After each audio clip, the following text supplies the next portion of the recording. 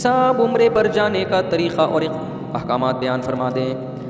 بہت آسان ہے عمرہ کرنا۔ دیکھو عمرے کے جو رکن ہے نا، کسی بھی عبادت کی جو بیسک چیز ہوتی ہے وہ اس کے ارکان ہوتے ہیں، ان ارکان کے بغیر اس عبادت کا تصور ممکن نہیں ہے۔ جیسے نماز میں قیام، رکوع، سجدہ، یہ نماز کے ارکان ہیں، تو ایسے ہی عمرے کا جو رکن ہے نا وہ ہے طواف۔ وہ کیا ہے؟ اصل میں عمرہ بیسیکلی جو نام ہے کس چیز کا؟ طواف کا نام ہے۔ آئی بات سمجھ میں؟ شرط کیا ہے؟ احرام کی حالت میں ہونا۔ جیسے نماز کے ارکان ہے قیام، رکوع، سجدہ، شرط ہے باوضو ہونا۔ تو وضو یہ نماز کا رکن نہیں ہے، نماز رکن کہتے ہیں اندر کی چیز، اور شرط کہتے ہیں جو باہر کی چیز ہو، جو براہ راست نماز نہیں ہے۔ تبھی آپ کا پہلے سے وضو ہو تو کرنے کی ضرورت ہی نہیں ہے آپ کو، لیکن پہلے سے رکوع کیا ہوا ہے تو کیا نماز میں رکوع نہیں کرو گے؟ پھر بھی کرو گے دوبارہ، ٹھیک ہے نا؟ تو ارکان جو ہے نا اس کے جو بنیادی چیزیں ہوتی ہیں، تو اسی طرح خوب یاد رکھو کہ عمرے کا جو رکن ہے، اس پہ کلپ بنائیں، یہ لازمی ضروری ہے، بہت سے لوگ یہ سوال پوچھتے ہیں۔ عمرے کا جو رکن ہے وہ ہے بیت اللہ کا طواف۔ شرط کیا ہے کہ احرام کی حالت میں، احرام کی حالت میں، احرام کی حالت کسے کہتے ہیں؟ احرام اس چادر کا نام نہیں ہے جو آپ نے اوڑھی ہوئی ہوتی ہے، خوب سمجھ لیں۔ سمجھ میں آ رہی ہے بات؟ جیسے ہم تکبیر تحریمہ جب نماز کے لیے ہم قبلے کی طرف رخ کر کے اللہ اکبر کہتے ہیں اور ہاتھ باندھ لیتے ہیں، اللہ اکبر کی راہ پر پہنچتے ہی آپ نماز میں داخل۔ اب راہ پر پہنچتے ہی آپ پر نماز کی پابندیاں عائد ہو جاتی ہیں۔ اب آپ کسی سے بات نہیں کر سکتے، کھانا پینا نہیں کر سکتے، قبلے سے اپنے سینے کو پھیر نہیں سکتے۔ تو احرام نماز کے اندر بھی ہو گیا کہ نہیں ہو گیا؟ یہ کس طرح سے ہوگا؟ اللہ اکبر کہنے سے۔ تو اسی طرح یاد رکھو عمرے میں جب احرام میں داخل ہوتے ہیں یا حج میں بھی، تو اس کا طریقہ یہ ہے کہ لبیک اللہم لبیک لا شریک لک لبیک ان الحمد والنعمت لک والملک لا شریک لک، یہ الفاظ کہے جائیں عمرے کی نیت یا حج کی نیت سے۔ حج کی نیت ہے تو اللہم انی ارید الحج، اے اللہ میں حج کا ارادہ کرتا ہوں، فتقبلہ منی ویسرہ لی، اردو میں کہتے ہیں، اس کو قبول بھی کر اور آسان بھی کر، اردو میں بھی کہتے ہیں۔ تو یہ الفاظ کہتے ہی آپ احرام میں آ گئے، چاہے آپ نے پینٹ شرٹ پہنی ہوئی ہو، اس میں چادروں کا ہونا ضروری نہیں ہے۔ اور عمرے کی نیت سے کہے تو آپ عمرے کے احرام میں آ گئے، چاہے آپ حرم کے اندر ہو یا حرم سے باہر ہو، میقات کے اندر ہو میقات سے باہر ہو۔ اب احرام میں آنے کے بعد احرام کی پابندیاں شروع ہو جائیں گی۔ ان پابندیوں میں سے ایک پابندی ہے کہ سلا ہوا لباس نہیں پہن سکتے، اس لیے پہلے سے سلا ہوا لباس اتار لیا جاتا ہے، کیونکہ جب لبیک اللہم لبیک ختم کریں گے نا عمرے کی نیت سے تو فوراً احرام میں تو آپ سلا ہوا لباس تو پہنا ہوا ہے نا آپ نے، تو گناہ ہوگا آپ کو۔ اس گناہ سے بچنے کے لیے کیا کیا جاتا ہے بھائی؟ سلا ہوا لباس پہلے اتارا جاتا ہے، احرام کی نیت بعد میں کی جاتی ہے۔ تو احرام نام ہے احرام کی نیت سے تلبیہ پڑھنا۔ اس حالت میں جو آپ آ جاتے ہو نا، اس حالت کو احرام کی حالت کہا جاتا ہے، ان چادروں کو احرام نہیں کہا جاتا۔ وہ چادریں جو ہیں احرام کا حصہ ہیں، یعنی احرام کی پابندیوں میں سے ایک پابندی، اور وہ چادریں بھی نہیں ہیں۔ اصل حکم یہ ہے کہ سلا ہوا کپڑا نہیں پہننا۔ اب ظاہر ہے سلا ہوا کپڑا تو نہیں پہنیں گے تو اب کیا کریں پھر؟ تو کچھ تو پہننا ہے نا۔ تو وہ جو کچھ پہننا ہے وہ احرام میں داخل نہیں ہے، وہ کچھ پہننا وہ اس کا شرم و حیا سے تعلق ہے، صحیح ہے نا، کہ بھائی سلا ہوا نہیں پہننا۔ یہی وجہ ہے کہ میں اس لیے بتا رہا ہوں کہ بعض لوگ احرام باندھ کے واش روم جا رہے ہیں تو ان کو وہ چادریں اتارنی پڑتی ہیں، واش روم سے فون کر رہے ہوتے ہیں مفتی صاحب میں احرام کی حالت میں وہ چادر اتار سکتا ہوں؟ تو میں ان سے پھر کہتا ہوں بھائی یہ چادر احرام نہیں ہے، یہ تو آپ اتار لیں چادر، یہ تو پہنی اس لیے جاتی ہے تاکہ لوگ آپ کے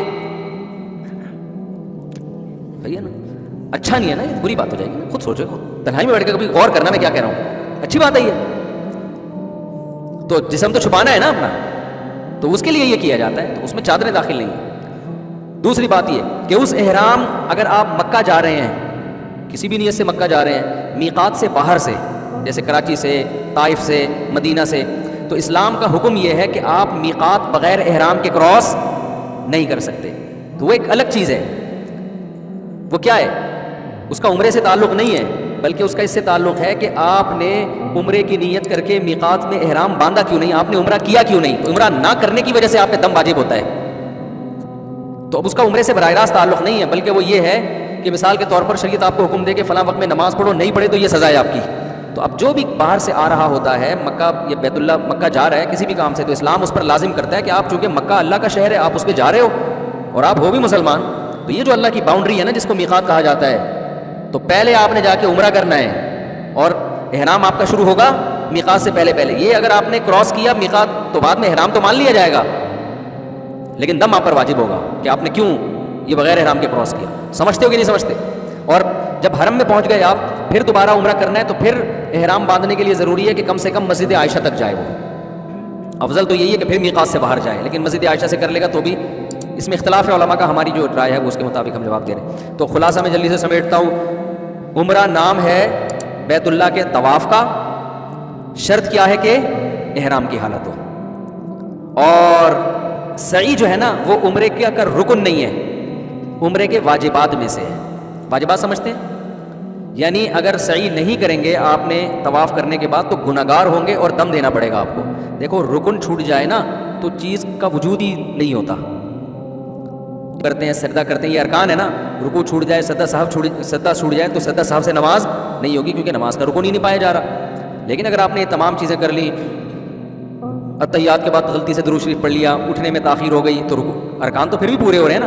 تو ان غلطیوں کی وجہ سے کیا لازم ہوگا؟ سجدہ صاحب.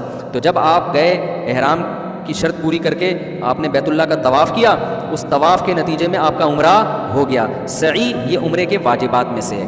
آپ اگر نہیں کریں گے تو گناہگار ہوں گے, لیکن عمرہ آپ کا ہو جائے گا, آپ پر دم واجب ہوگا. لیکن طواف ہی چھوڑ دیا آپ نے تو دم سے عمرہ نہیں ہو جائے گا, تو کیا ہی نہیں آپ نے عمرہ. تو اس میں جو مرکزی حیثیت ہے وہ بیت اللہ کو ہے. آپ جو جاتے ہیں بیت اللہ کے طواف کرنے کے لیے جاتے ہیں. اصل میں حج کس کا نام ہے؟ حج میں 2 ارکان ہیں, عمرے میں کتنے ہیں؟ تو اس لیے کچھ بھی نہ ہونا تو آخری درجہ یہ کہ احرام باندھ کے طواف کر لے آدمی ہر قیمت پہ, بس عمرہ ہو گیا اس کا. باقی چیزوں کی تلافی دم سے ہو جائے گی, جانور ذبح کرنے سے. تو حج میں بھی یاد رکھو 2 کام حج کے ارکان میں سے ہیں, وہ نہیں ہوں گے تو حج نہیں ہوگا آپ کا. 2 کام کر لیے نا تو حج ہو گیا, باقی تمام چیزوں کی تلافی دم کے ذریعے ہو جائے گی. تو ایک ہے اس میں طواف زیارت جو بقرعید کے دنوں میں ہوتا ہے, سمجھتے ہو؟ حج اس کا نام ہے. یہ جو بقرعید کے دنوں میں, اس کے ٹائم بھی متعین ہے, وہ ٹائم بھی آپ آگے پیچھے نہیں کر سکتے. جیسے فرض نماز کا ٹائم متعین ہے نا, تو جو حج کا فرض طواف ہے اس کا بھی ٹائم شریعت میں متعین ہے. اور دوسرا رکن ہے وقوف عرفہ. عرفہ کے میدان میں 9 ذی الحجہ کو جا کے ٹھہرنا, اور شرط یہ ہے کہ احرام کی حالت ہو. اور یہ احرام کی حالت میں ہونا یہ وقوف عرفہ کے لیے شرط ہے, طواف زیارت کے لیے شرط نہیں ہے. تو 9 ذی الحجہ کو جو عرفات کے میدان میں چلا گیا احرام کی حالت میں, اور وہاں تھوڑی دیر بھی اسٹے کر لیا اس نے, یہاں تک کہ ہیلی کاپٹر سے بھی گزر گیا, کسی بھی طرح اس میدان کی محاذات میں آ گیا, اور پھر بقرعید والے دن اس نے 7 چکر بیت اللہ کے گرد لگا لیے, تو اس کا حج کیا ہو گیا؟ کمپلیٹ. باقی گناہ ہوگا اس کو کہ وقوف منی کیوں نہیں ہے اور سعی کیوں نہیں ہے, تو ان گناہ بھی ہوگا, اور اس کی تلافی کے لیے رمی کیوں نہیں کی اس نے. تو یہ ساری چیزیں کی تلافی کس کے ذریعے ہو جائے گی؟ دم کے ذریعے. اس لیے خوب سمجھ لو کہ اگر حج کا آپ احرام باندھ لو نا تو اب ہر قیمت پہ آپ نے وقوف عرفہ کرنا ہی کرنا ہے. اور جو لوگ طواف زیارت چھوڑ کے آ جاتے ہیں نا حج میں, فلائٹ نکل رہی ہے, تو یہ خوب سمجھ لیں کہ طواف زیارت میں احرام کی حالت تو ضروری نہیں ہے, لیکن جب تک طواف زیارت کوئی نہ کر لے اس وقت تک اس کی زوجہ اس کے لیے حلال نہیں ہوتی, اور عورت نے اگر کیا ہے تو وہ اپنے شوہر کے لیے حلال نہیں ہوتی. کتنے لوگ ہیں طواف زیارت چھوڑ کے آئے ہوئے ہوتے ہیں, ان کے بچے بھی پیدا ہو رہے ہیں, تو یہ غلط ہے. تو ہر قیمت پہ جا کے کیا کرنا پڑے گا؟